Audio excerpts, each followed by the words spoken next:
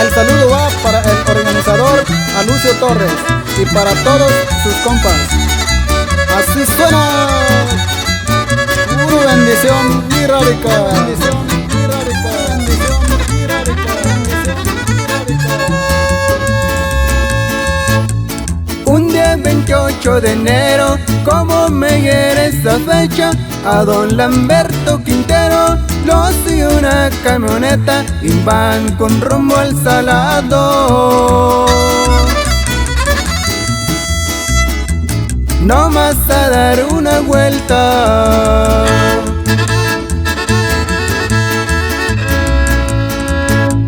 Pasaron en Carrizal, iban tomando cerveza. Su compañero le dijo: no, si una camioneta. Lamberto sonriendo dijo: bajen, son las metralletas.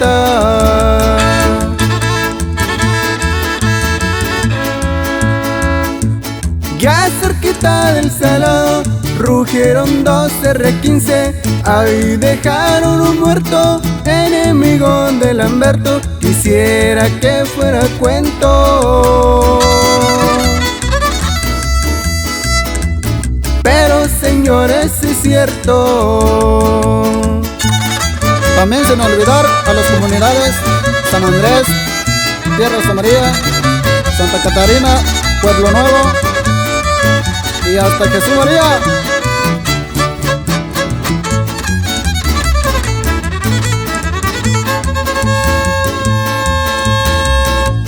Un hombre fuera de serie, alegre y enamorado, platicando con su novia, él estaba descuidado cuando una bala certera la vida le arrebataron.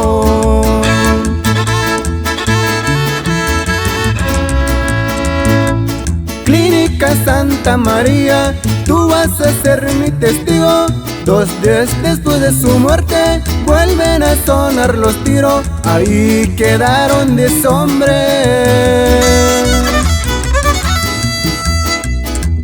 Por esos mismos motivos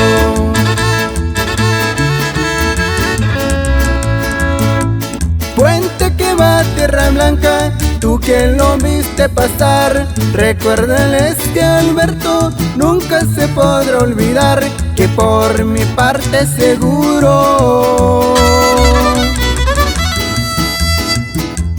que se matan Culiacán. El saludo va para la familia de la Cruz Navarrete, en especial para su hijo Mariano El Cápura y su esposa Maribel de la Cruz. Y puro cambiata.